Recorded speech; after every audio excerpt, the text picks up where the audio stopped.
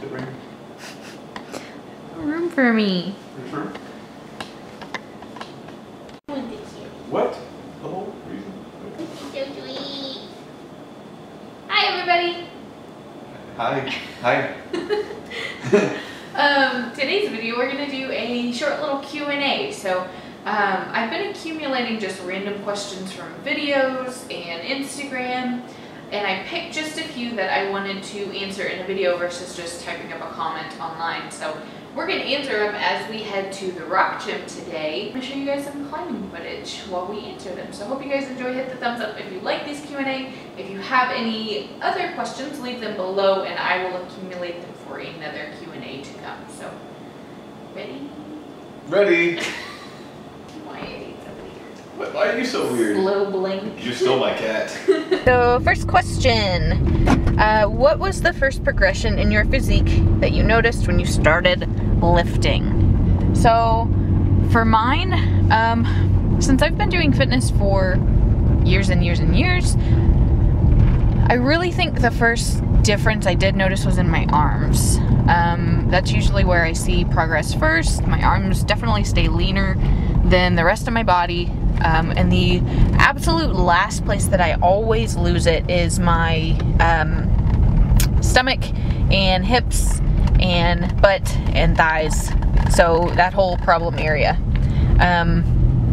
So yeah, my arms were probably the first one. But typically, the first place that you gain it is going to be the last place that you lose it. And for most women, that's in the midsection / thigh area, as much as it sucks. Matt? Oh, you want to know mine? Yeah. Well, let me just tell you the whole story. No. Oh. Okay, well, it's probably arms. Well, it depends on what I start working out. I get these little kicks like, oh, I want to do more deadlifts, or oh, I want to do legs. Well, when I started doing legs, like, my quads got a little more defined, like real quick. But then I stopped doing that, now it's gone. Same thing for climbing. Now my forearms are big, my back is just stupid. Just stuff like that, yeah. So I'm just one of those weird physiques. I don't know. It's not a weird physique. A lot of people have that. If enviable. It's a guy. A lot of times it's just how guys kind of. I don't know. But again, yeah, even my midsection, not the best. Yeah, that's just me though. That's probably just eating. So I'm like the worst person. Y'all probably don't even care about me. So whatever. Care. Yeah, whatever. Have you always been able to do pull-ups and chin-ups, or is it something that you worked up to? I'll let you answer this one first. I've never known myself not to do pull-ups. I don't know. But I noticed that a lot of people from like my office, you know, mostly like, well, actually all of them, not just the girls, the guys too, just can't do pull-ups. It's just weird that I don't have a memory of not being able to do pull-ups. What about you? Oh gosh, no. I was, a couple years ago, I couldn't do any pull-ups, but I started working whenever I worked with my first trainer, Josh, and I told him that I wanted to be able to do pull-ups. So every session that we had together, I was training with him 2, sometimes 3 times a week. We would work on pull-ups, and I had to start with assisted close grip pull-ups, and then eventually I got to where I could do maybe 1, and then use assistance for the rest of them for sets of like maybe 6. And then eventually I was able to do a little wider grip. And once I got to that point, I started doing them every single day that I was training, because I didn't want to lose that basically capability. So I warm up with pull-ups every single workout. And the reps and the sets vary just depending on how I feel. But now that we're climbing, you know, it definitely helps my climbing to continue to do pull-ups and movements like that. But yeah, I definitely had to work up to it. And just like anything else, practice. You know, you're not going to get better at pull-ups or push-ups if you don't do them more frequently. And if you just do them like 1 time a week and then you get frustrated, you know, you're not going to get much better as if you were to start doing them maybe 2, possibly 3 times a week down the road. So that's that. How often do you boulder? I want to start doing it more, but I'm not sure how to add it in with lifting and recovery. This is a multi-point question right here. So what the main point is, you have tendons, ligaments, things that get very stressed out very easily. And so you have to, and this is for kids too as well. I mean, you see a lot of like young climbers in the gym, and they just run up things and make you angry because they're climbing V6s while you're climbing the V2 because you pulled something and you're old. You know, it's kind of annoying. But that's because, I mean, they kind of have more elasticity a little bit, and so, but also if you kind of start young and go all the way through, whenever you're older, your tendons are ready, they're ready to go. But the thing is, whenever you get after like lifting, if you do a lot of deadlifts or a lot of things where you're putting a lot of weight on tendons for longer periods of time, then it may be okay. But for the most part, I mean, yeah, it's going to be something you have to work up to. Like the previous question answered, it's going to take somewhat light practice. It's going to take a lot of pressure a lot of times on your tendons to let them kind of facilitate the weight more often. And so definitely don't jump into it more than once a week if you're just starting, and then work in slowly. If you feel any kind of pain or pinching or any kind of tearing, ripping into tearing, just stop. Stop immediately, let it heal, come back once it's healed, and do it all over again. So, yeah. Matt pretty much said it all. I will add that whenever we were bouldering, what was that, 2 years ago? Mm-hmm. We were going maybe once a week, and then we were like, man, yeah, this is awesome, we're starting to get better. And then we jumped up to like 3 times a week or several days in a row, and I think you like blew out your elbows. I'm speaking from experience. Yeah, I hurt myself pretty good. Yeah, it was rough. And then 6 months recovery at least. I was having a lot of joint issues as well, more shoulder pain, and my fingers and my hands were achy, and my joints, they were in pain a lot. And so we had to stop for probably about 6 months, and then from there we kind of lost everything and just stopped bouldering altogether. So yeah, definitely don't do that. Do not do that. Yeah, right. And that's even from the pros' perspective too, as well. I've heard interviews from several of the best, like guys that climb V15s and pioneered V16s, and they say the most important part of your training is your rest. Mm-hmm. So, just like lifting. From the pros. Just like lifting. This question is regarding intuitive eating. So Matt, you know that I've been not tracking and aiming for macro goals lately. Yeah. Listening to my body, eating when I'm hungry, trying to stop, when I'm satisfied or full.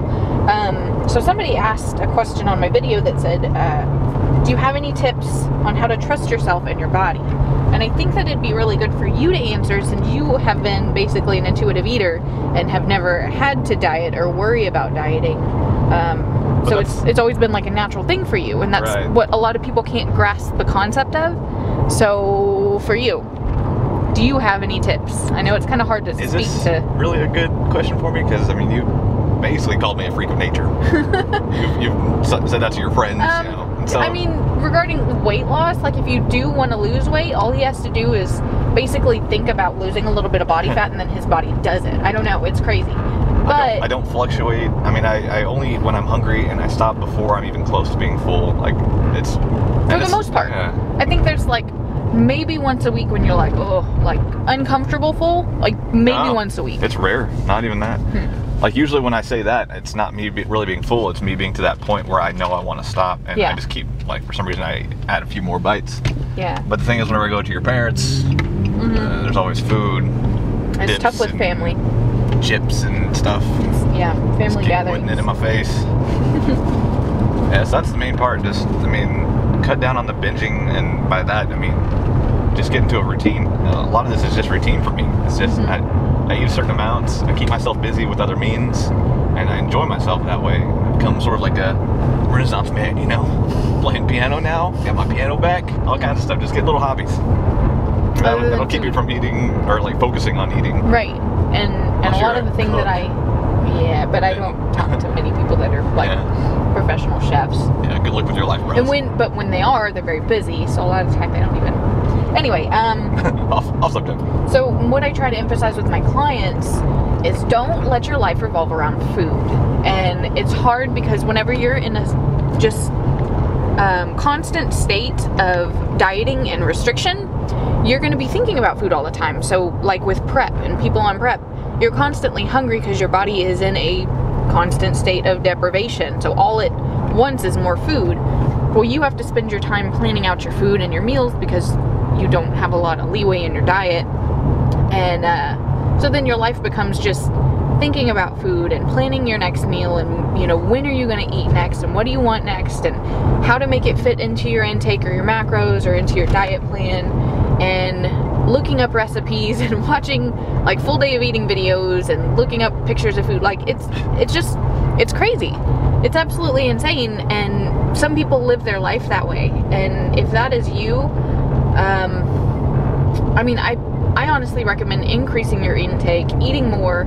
If you end up gaining a little bit of body fat, just handle it because you're going to be so much happier for the long run. And I do believe that over time your body's going to regulate, as long as you, like Matt said, as long as you're not binging all the time. Try and readjust your lifestyle to focus more on things that you enjoy other than food. So in doing that, by, you know, maybe finding some new hobbies and getting out with friends and family and being more active, you're going to be less inclined to think about food constantly because you're going to be doing other things that you enjoy. And over time, you know, food is going to mean less to you, and it'll be more as a fuel source and something that you can enjoy without having to obsess over it. Well, it's like trying to diversify assets, or in this case, diversify yourself. And so instead of just focusing on one thing, being food, and then whenever you, of course, lose that, just like you would lose a job, like if it's your only job, your only means of income, you lose that, obviously it's going to be devastating. And so if you're set on Taco Bell and you don't get Taco Bell, you're going to be angry and take it out on yourself probably, eventually. And so if you have other things in your life besides just food, as we were saying, then you can find happiness elsewhere without, you know, putting all your chips in on just food. Literally chips. I hope you guys enjoyed this little Q&A, and if you have any questions that you would like for me and or Matt to answer, please leave them below because I will add them to another Q&A and we can do another one like this. Yeah, that's it. I'm here for you. We're here for you. I will answer your questions. We're not experts on anything by any means, but we have a lot of experiences. Speak for yourself. Speaking for both of us. Okay, bye guys.